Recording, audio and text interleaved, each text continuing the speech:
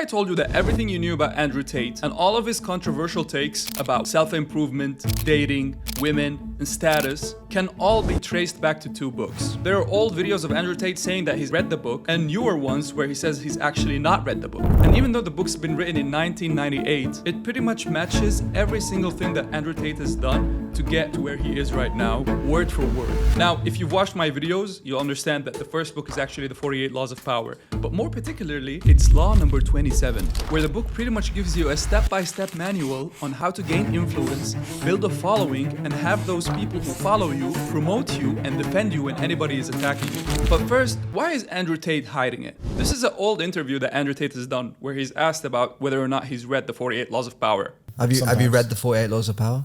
I have read the 48 Laws of Power, yes. But why is it then in a more recent interview, recorded just 2 weeks before I filmed this video, he says this? Have you read the book 48 Laws of Power?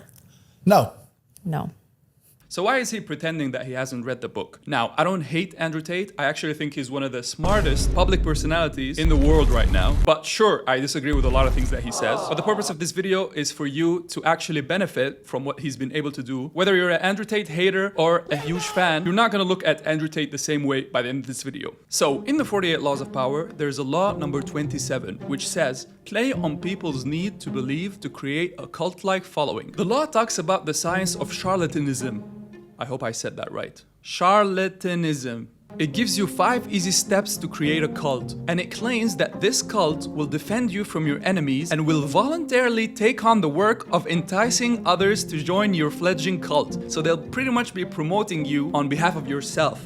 You'll be adored and you can do no wrong, and will make you the object of worship. And even though the book's been written more than 20 years ago, it says that the gimmicks of charlatans are still being used today, and that there are thousands of charlatans among us. And imposters. Let's talk about step number 1. Keep it vague, keep it simple. And it tells you that to create a cult, you must first attract attention. But you don't get that attention by doing things, but with the power of your own words. The author talks about an Italian man in the 17th century called Francesco Giuseppe Borri. Now, to grab people's attention, Borri claimed that the archangel Michael had visited him, and that he now has the ability to see people's souls, and that he will find the Philosopher's Stone. Using the Philosopher's Stone, he'll be able to turn any metal into gold. Later on in the story, he actually convinces people to give him all their money and gold simply because he promised them that once he has the Philosopher's Stone, he'll be able to give them as much gold as they wanted. Now, Andrew Tate has mastered the ability to grab attention. If you reach out to most famous internet personalities right now and ask them to come on a podcast, unless you have a really big famous podcast that generates millions of views, they're probably gonna refuse your offer. But if you look at Andrew Tate, he actually almost never refuses to go on podcasts, disregarding how many views the podcasts usually generate, simply because he understands the value of being provided a platform to get people's attention. He knows that his interviews are going to be clipped on social media platforms, and they're going to direct the attention towards him and to wherever he wants people to go to. And just like the book says that the words should be hazy and deceptive, that truth isn't really as important as attention. He doesn't care about whether what he says is actually right or wrong, as long as it actually generates attention. This is what he says. You need to find a way to get attention. Because all advertising is buying attention, which is fine. But buying attention is more expensive than getting attention for free. But finding a way to get attention is a fantastic way to start generating money. When you look at my Star Wars thread, I said something that pissed off the nerds, started to go viral, started to get traction, and for every single tweet afterwards, all I'm trying to do is promote my website. Get attention, and then do not be afraid to shamelessly sell. So the lesson is to make a big claim and grab people's attention. But once you have that attention, how do you sell it to people? Well, according to the book, your speeches, conversations, and interviews must include 2 elements. The promise of something great and transformative, and on the other hand, a total vagueness. Francesco, who told people that he saw the Archangel Michael, told people that he'll be able to transform their financial situation through the Philosopher's Stone, the stone that'll be able to transform any metal that they give him into gold. The author also talks about a different guy who was a Swiss doctor, also in the 17th century, called Michel Schupach. I'm not even gonna try to pronounce that. Schupach. Chupa-chups. The transformation part of that guy is that he told people he'll be able to cure their illnesses through looking at their piss.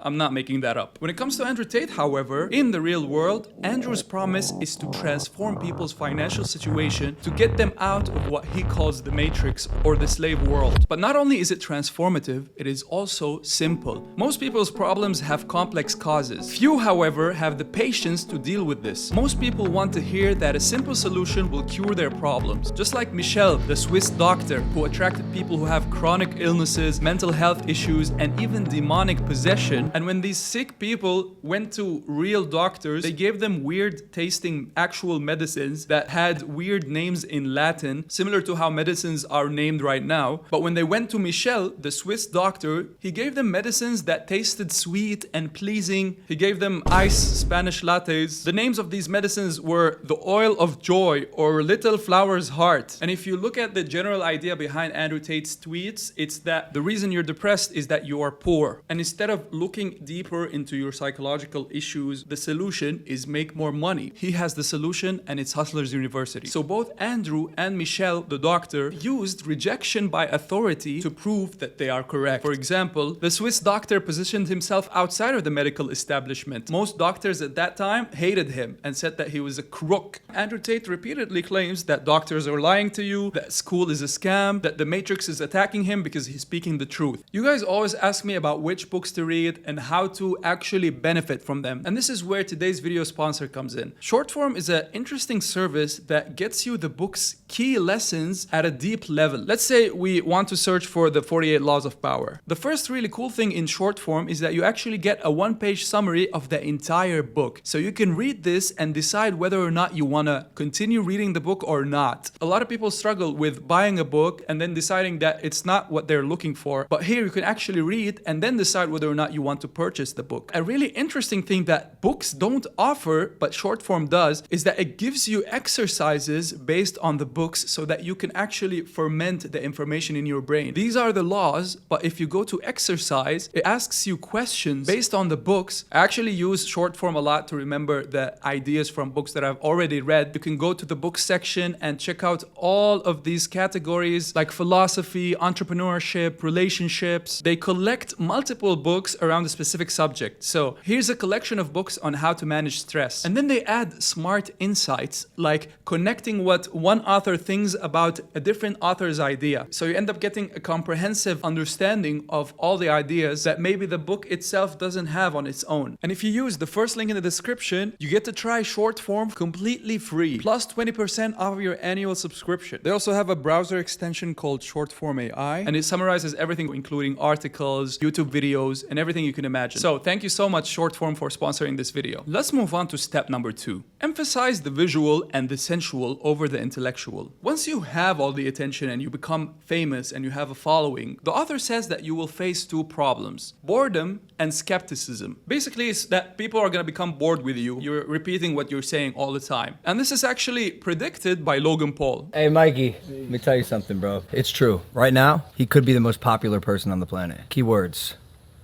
Right now. This is a marathon, brother, not a sprint. And if you think Andrew Tate will have an ounce of relevancy in 2023, you are sadly mistaken, brother. My statement stands that I made in your vlog. By 2023, he will not have a sliver of relevancy. Hopefully. So how did he stay relevant even though he got banned on multiple social media sites? The best way to do this is through theater. Surround yourself with luxury. Dazzle your followers with visual splendor. Fill their eyes with spectacle. Andrew Tate has always been super funny in his interviews and podcasts. For example, I've had this argument with a feminist before. She's like, oh, well, we've never tried matriarchies. We've only tried patriarchies, blah, blah, blah. And I said, listen, bitch.